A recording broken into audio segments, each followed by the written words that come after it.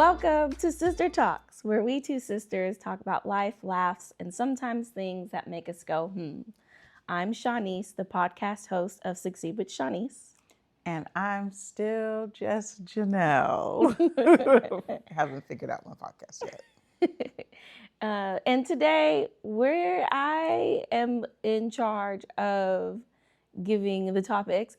However, I have so many different ideas. So I'm going to... We can get through Ask a HR first. Okay, we can start with that. Or would you like to start with current events?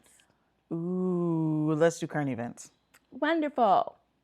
So the first one on my list, and you probably already know, are these fires that just keep on springing up.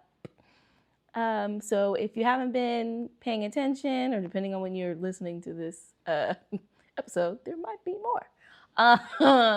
There was a recent fire at the Noto Way, I think I'm pronouncing that correctly, Plantation / wedding and events resort, and it caught on fire.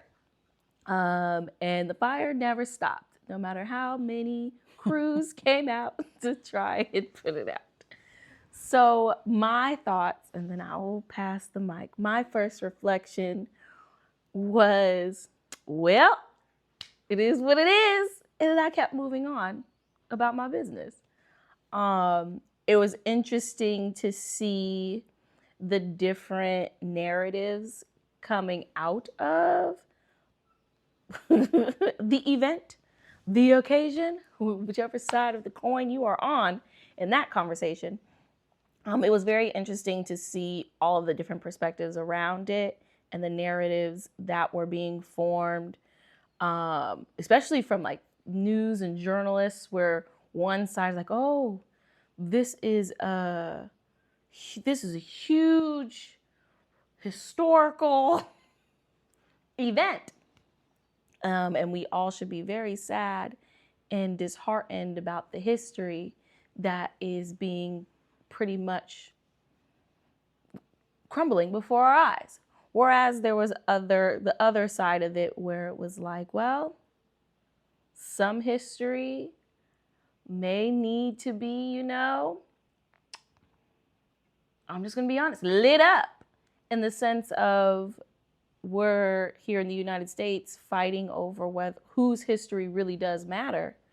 What history were you crying over when you were watching it burn? So that in a nutshell, that was my reflections. But I do want to pass the mic because I don't want to take up the air. Where them fans at? Honestly, you cannot, okay, to my knowledge, no one was hurt. Correct. Which is why I can say what I did look said. that up before we... And I'm going to stand 10 toes down, and I will tell you why. Historically, in this country, people have benefited. First of all, because I said this offline often, I want to reiterate it online. I'm well aware we are on stolen land. Absolutely. That much is true. Mm-hmm. I'm not, that doesn't make like one person's history, more important than the other person's history. Mm-hmm. But I just want to state the fact, we are on stolen land. Now, about the blacks. Historically, everybody has benefited off the backs and lives and blood of black people in this country. It was built off of black people in this country, and they built the buildings in this country. And I say where them fans at because when slavery was abolished, reparations were given to quote unquote masters and were not given to the enslaved people, which then set us back decades. And now we are where we are today, to where broke United States can't even afford the reparations that is due to our culture. Here's why it matters now. This house done burned down. You know what they're going to do? Nobody got hurt. They're going to go right onto that insurance company. Yep. Because we don't even know how well, we're in a recession, so we don't even know how well their business was doing in comparison to the upkeep of that building. And I'm sure a lot of renovations needed to be had. They could have did a little bit of decor, because I saw the pictures on the inside. Could have put some money towards that. Absolutely. Because, woo, it was looking, woo. But beautiful building, disgusting history. And at the end of the day, the people who own the land, again, we're all still on stolen land, but the people who own the land that had a legacy of owning people is still going to come out on top, and they're still going to make their money. So it's a come up for them. However, symbolically, where them fans at? That's how I feel. It's just interesting to me because people just gonna people. It's interesting to me to watch. I'm gonna do the other experience first and then the Black/my experience. I'm watching others, non-Black, non-melanated individuals cry, like, or at least short of crying, about how this is just such a big destruction of a monumental location, or something as more life-changing as they may have had, wedding plans, event plans for the summer at that location. At a plan. That's okay, go on. But they do it. Right. And it boggled my mind to see how in distress they were when no one's raising that same hell for these schools, for these cities, for these workspaces that have completely been uprooted with all of the DEI talk and rollbacks and shifts, in trying to, and this is how I'm going to segue into Black experience, my experience, in trying to erase Black history. So I feel that it was only timely that this event occurred, because where we're sitting here talking about, like you said, reparations, we're still talking about that to this day. Cool. Y'all can't afford it. Y'all don't want to give it. And you want to double down and try and erase me and my history and all that my ancestors and myself have put into this country. Bet we're going to take it back, because we built that. Our ancestors, we built that whole entire event space. So since you don't want to pay us for it, we'll take it back by fire. And I'm getting aggressive now, so I'm going to lean back into my pillow, because it was just so symbolic for me to be like, yeah, it's time. You don't want to pay me what I'm worth?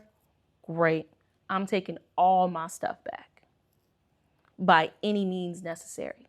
Because and I think you called this out in all of the depictions, even after, because they said the fire lasted, interestingly, the fire lasted 40 hours.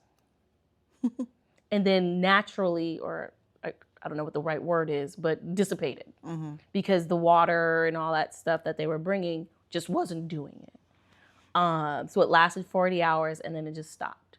I'm sure there was a light simmer, but like the main event house, hall, whatever, the main house, completely obliterated. What used to be the slave quarters, untouched. So it's just, and then there's other, if you continue down the rabbit hole I went down, there's other symbols like things you can see in the smoke, how the flame was burning in relation to the wind speed or whatever, whatever. But in any case, the only thing I got from that, and I felt like it was timely and necessary for me, was like, the time's now. Y'all been playing with us. You've been dancing on our ancestors' graves. You've been playing around in our faces, their children's and children's children's and children's children's faces. We're done. We've had enough. And if that means we got to set some stuff on fire, well. And I love it was done in the way that can't be proved, right? Because at the end of the day, Yeah, nobody's investigating, which is weird. But correct, that is weird. Yeah.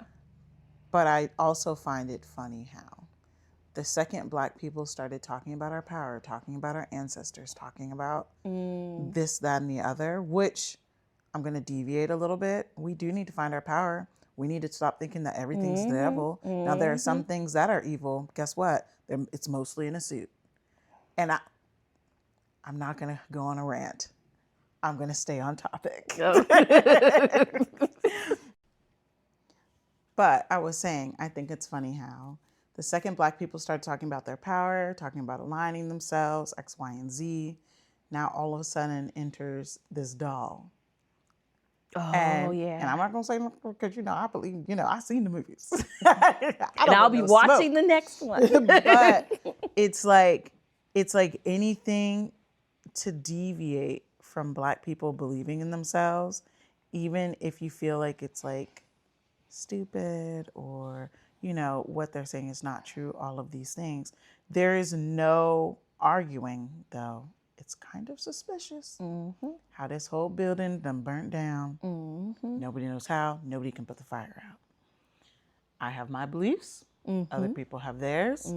But it's just weird that the second Black people get any type of pride and any type of it can change for us. It can get better. We see a light. We see some hope.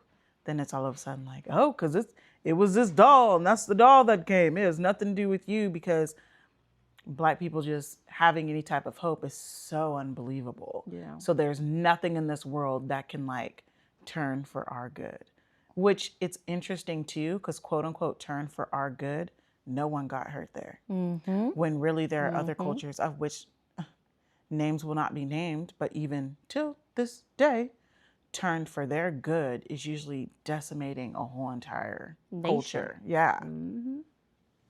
But those are my thoughts. So that was current events. We'll love to hear your comments in the chat down below. If you have any, if you don't, feel free to, reserve them, because I'm sure there will be more events for us to discuss to come. But you said you had something. Do you Can I go on that rant? You can. Okay. I saw this video and it pissed me to pistivity. So it was a video of this quote unquote wealthy guy testing delivery drivers and leaving $100 under his mat just to see if you're a good person. Sounds like a tip to me. But just to see if they're a good person, and will tell them that there's $20 or $100 on the porch. And I've seen these videos before, in the past. Obviously, we've been through all of these recessions, and this one really pissed me off because it almost felt kind of offensive. Well, no, I'm going to speak in absolutes. It was offensive and very dense for the times that we're in now. And I'm noticing a lot with people who are essentially just maybe 3 paychecks away from homelessness, because we're all, especially if you live in California, we're all 2 paychecks away from being out on the street. We just have those little cushioned 2 paychecks to look at the next person and be like, oh, you're nothing. So seeing this video and seeing the way that people who have a little more than others right now, especially count your days because the way it's going, but try to humiliate people who are working and who are on their job. I find it really disgusting. And this conversation that's on social media, in all these little, let me record me doing something and testing people and da-da-da. Essentially, you're saying that, inherently people who don't have money are not good. And, it's not common that they're going to give you that money back, when really it is more common they're going to give you that money back, because how did you get that money in the first place? Exactly. A lot of people who got money, especially in this country, got it off of exploiting somebody or exploiting somebody in another country. And I know everybody, oh, well, it's just cheaper to just get it made done. Da, da, da, da, da. You're still exploiting somebody's labor. So don't, and I'm not going to say that like, I'm not your God. Okay. So my opinion on what you're doing in terms of like your integrity and salvation and your heart, I don't have any say over that. But the amount in which a lot of people are getting money, a lot of money, off of exploiting people and turning around to the people that are being exploited and then being like, oh, let me prove that you're a good person just for $100. Right. And then let me record it and then put it all on the internet. Like a lot of things that are going on right now. What is this, our third recession? We've been in a lot of recessions. Yeah, we have. And I'm seeing a pattern where it is all the gambling commercials. Why are we putting gambling commercials up right now? We are not in a stable, like, y'all don't care about the people of this country. And it's just really frustrating to see people who are making a lot of money, especially off that gambling too. Because now it's on your phone. Correct. And now it's like, in a game, you're getting a lot of people endorsing. And that's, again, you just have to balance your integrity and see what that's about. Because it'll be also too, like, there was I was watching a video on YouTube and somebody put in the comments and they were like, there's two types of rich people. There are people who get rich by owning something, and there are people who get rich by being owned. And I saw that, I was like, dang. Because the people who are being owned, most of them tout integrity, tout character, but I'm watching you in these commercials exploiting people or being the face of a company that's exploiting people. And the thing is, they're asking you to do it because they are not proud of what it is that they're doing. And they don't want their face on that. So why would you put your face on that? Like nothing. And maybe it's because I'm in California that I can fix my mouth to say $1 million is nothing. Because it's nothing. But it's nothing. It's and like once nothing. You make that $1 million, if you live in California, it's nothing. So it's like the rate in which you're going to quote unquote sell your soul needs to be like quadruple if you live over here. And I'm watching you guys sell out for little money or a little bit of likes on Instagram. Because sir, if you're walking around with $400 cash in your wallet, why are you on Instagram with the rest of us? Right. So it's just like all the people that want to be like, ooh, I have money, I'm better than you, I'm da da da. You sitting here with the rest of us on Instagram. You should be on, wherever those other places and are. I'm not there yet. But even when I get there, if this is how y'all act, I'm not finna be there. Like, it's like you're not even making wealth or having wealth alluring. You're making it a means of just survival now. Because now we just need to make $100 just to buy a shack in California, right? So it's like, it's not even something that you want to aspire to, because usually the people who are up there are doing weird things like testing people who are on their job in the heat, delivering packages. So that was my rant. And it just really pissed me off. It's interesting to me that anybody would have the audacity to start testing people. Because I can understand if that individual was doing it like, oh, I'm giving back. Because I've seen those videos where like they set up a scenario, guy in a grocery store, he set up some scenario, my memory is escaping me, to where at the register, he ended up not having money. And so the couple behind him with their baby paid for their stuff or whatever he had on the thing, and obviously their own. And then as they walked out, they handed him, I think it was like $2,000, a new SUV, and inside the SUV, it had a brand new car seat. And he explained, like, I used to be, he had a single mom, I believe. And we struggled to even try and get help. And there were times where I wasn't even sitting in the car seat like I was supposed to. And I always told myself that when I had the money, I would help out parents or younger parents or single moms in the same way. And it just so happened that the people behind him was a young couple with a baby. So like those things are nice to see, but and I think it's nice to see because it doesn't have the tide, like, what's the word?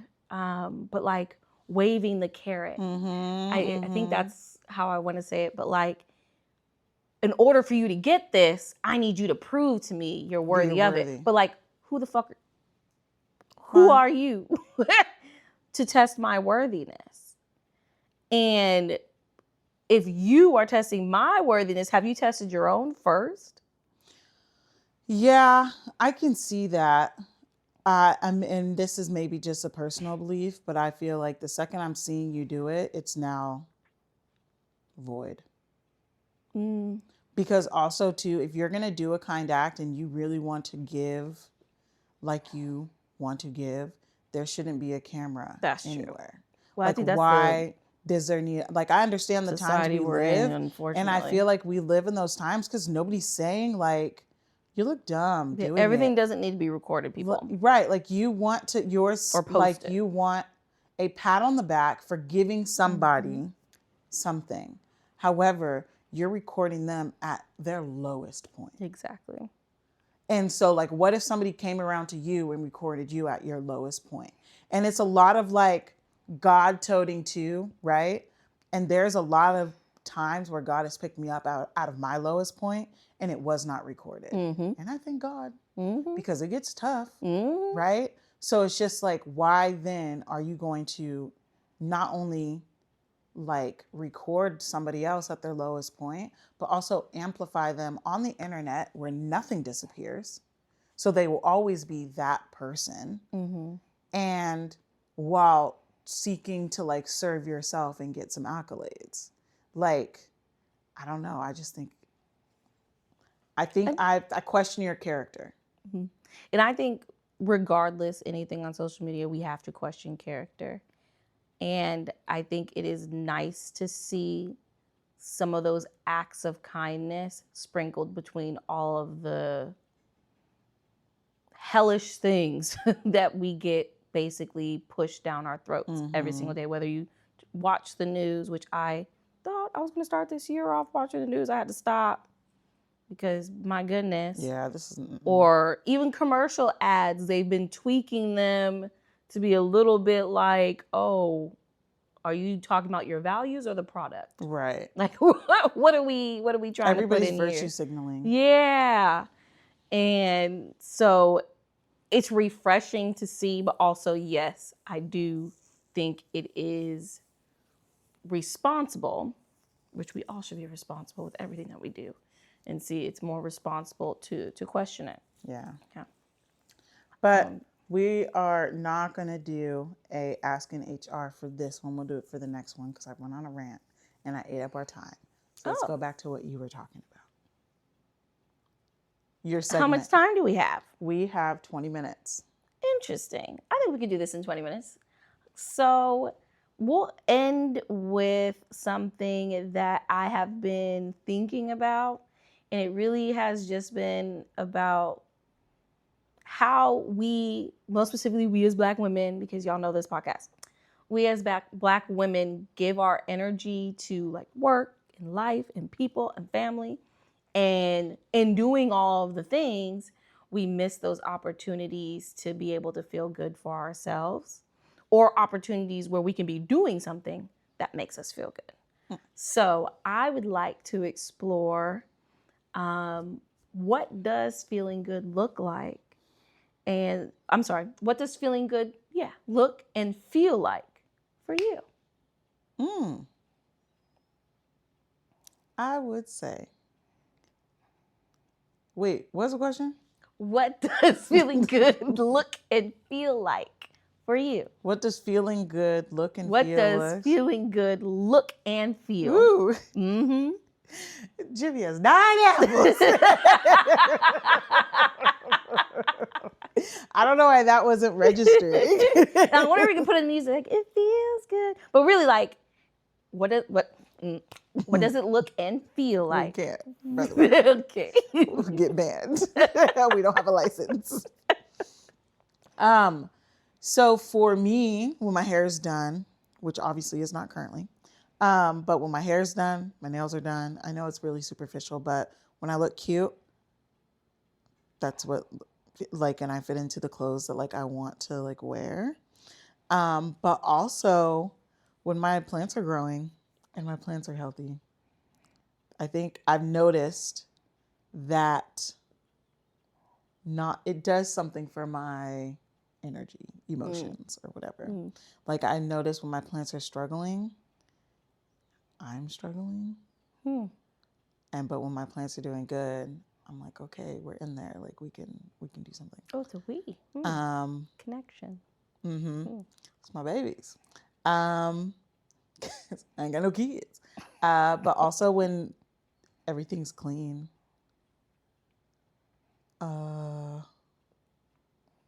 Yeah, and I just like make stuff.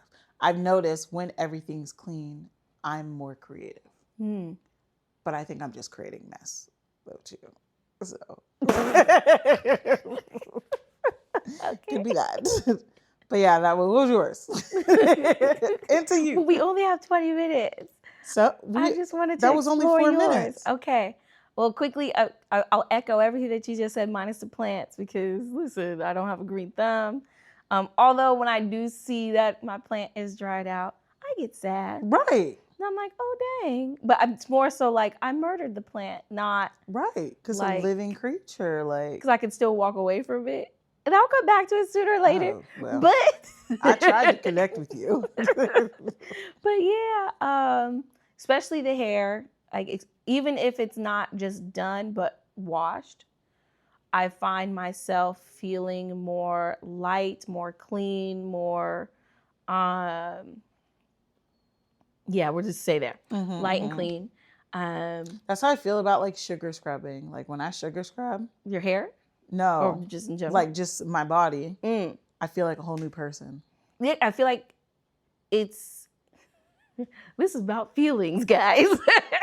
But I do feel like because I've done it once. And it's like you're taking off, I mean, scientifically, right? The dead skin. But it's like you're taking off a layer of all of the mess.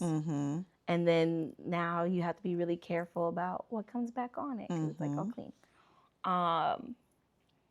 Also, so everything that you said, and drinking water makes me feel good. Oh. Ice water, very specific. I can't do room temperature, but ice water or hot water like tea.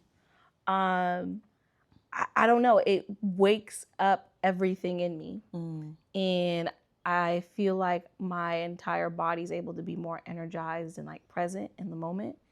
And so I've tried really hard to like have water at the start of every day and at the end of every day. Which is probably not smart at the end of every day because I'm supposed to be winding down. But in any case, that's how it makes me feel. Okay. Next question. So, in feeling good, what rituals, practices, or habits have you created to affirm yourself and then protect your feeling of peace or feeling good? So, I promise this is not a plug, but this is a part of the habits. Yeah. Okay. So, I have designed Still in testing. Oh. But because I didn't create the Maybe I thought it was something else. But I have designed a planner. Oh, yeah. Right, but I didn't. That was going to be mine. I didn't finish the one for next year. Oh, whatever. I did the one for this year. But I've designed a planner, and at the top it has like a habit tracker of like things I do every week, and I moved it to doing it weekly because I've noticed I like my habits to change weekly. And in those habits, there's meditation. It's actually right here. There's meditation. There's like the things I want to achieve. And I also include self-care and then like the workout things. So like I include, there's 6 spaces. I'm not going to tell you all my business. I'll tell you those 3. But I noticed making it something that I have to cross off makes it a priority. Because when like a lot of time when I'm working, my priorities or I've noticed I prioritize things that make me money, which bills are due. So especially like just starting out the business, trying to find clients, all of these things, and everything. I mean, my hair was falling out. Like it was just looking raggedy, and I didn't like it. So I wanted to make myself equal priority, if not more, to my business. And by doing that, for at least these last couple weeks, I was able to also move other projects up in a priority, which is how we had that conversation about like, oh, my podcast and what I want to do with that and all the things that I want to do. So that is kind of just how that evolved. Well, you took mine. Oh. So I have to think of a new one. Which Copper Planner, even though she's coming out with a new one soon, you can still use the one that's still up there for this year because it's helped me great. Whatever. Okay. It's helped me greatly. And then it'll give you preparation and ease into her new one for next year. But yeah, so my other ritual, because I do plan, would have to be cooking. That's something I've adopted. Interesting. Yeah, not in the way that you or my bestie thinks. I have made intention, because it's only been 2 weeks, made an intention that I cook at least twice a week. But in these cooking events, I cook something that I either be craving and want to order off of Uber Eats or the places, or something that I just like. And I really enjoy brunch, so it's usually a breakfast of some sort. So I've made that a habit. It's only been 2 weeks. But like this week, I made a spinach scramble with turkey sausage. And just the act of like doing it is not really all that fun. But then when I get to eat it, I feel good that I did it, if that makes sense. Like I'm still going to have a chef, folks. So don't get comfortable with Shanice and cooking because that's just not her thing. However, 2 times out of the week, I'm making like special meals for myself. So that's been a habit that I've adopted. That's funny. I feel good when I make something from scratch that I buy that I feel like is overpriced. Like when I made caramel, which is surprisingly easy to make. By the way, don't spend that money on caramel. You can melt some sugar and make it yourself. But because you get more. And I just feel like, I saw the whole jar. Deal. What a deal. So yeah, I agree with you. Sorry. No, I think we still have more time. We have a lot more time, Shanice. Oh, okay. We have like 15 you know me minutes. Times. So then as we talk about what it feels like, what it looks like for us to feel good, how we go about doing all the things that are intentionally making us feel good, how do we ensure, or how do you ensure, and I'll respond. Well, I'll respond first. We'll switch it. How do we ensure that our environments are conducive to that and can nurture our acts of being able to do the things that make us feel good? I know for me, and we said it with your response, your first response, I need a clean room. And when I say room, bedroom.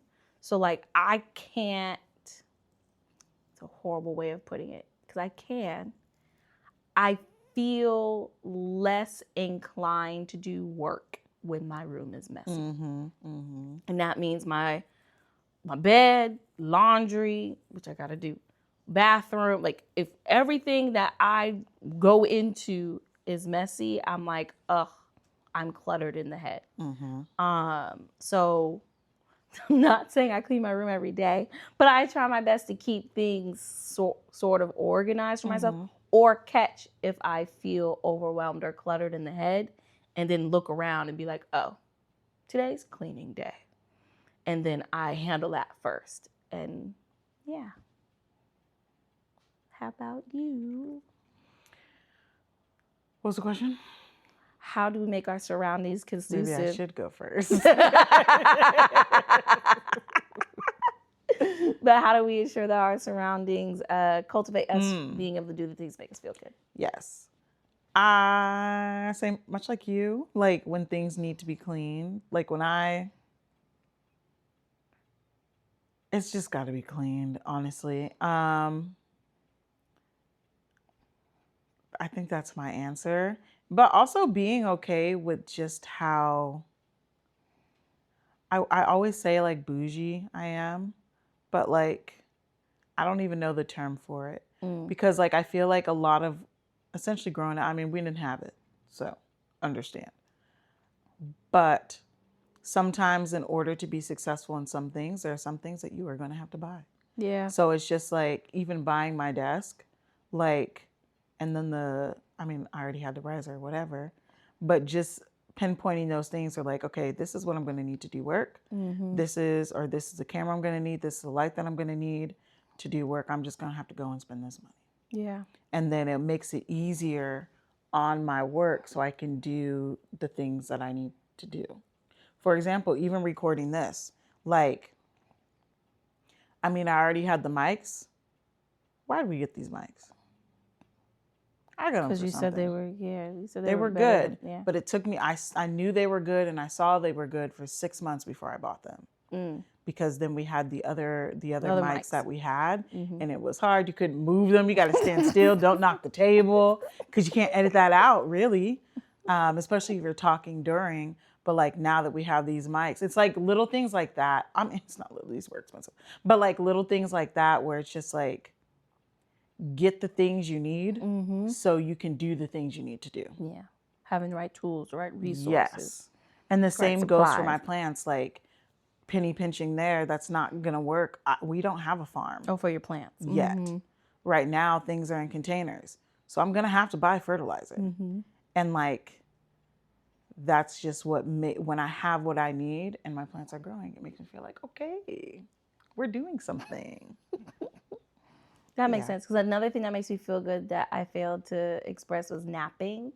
I love napping. I've always loved napping. I used to get yelled at for napping too much. But now I'm grown. And I realized that nap, or even just sleep in general, me getting good sleep, required me to up my budget in my linen and bed bed accessories. So I can feel comfortable. It's like I have 50 million pillows, but they all, like, I have to remove 2 of them because there's feathers in them, and I realized pillow feathers are not for me, or feathered pillows are not for me. Comfy comforters, though, and hopefully one day I'll get, Portia's linens, because I really want to feel what those feel like.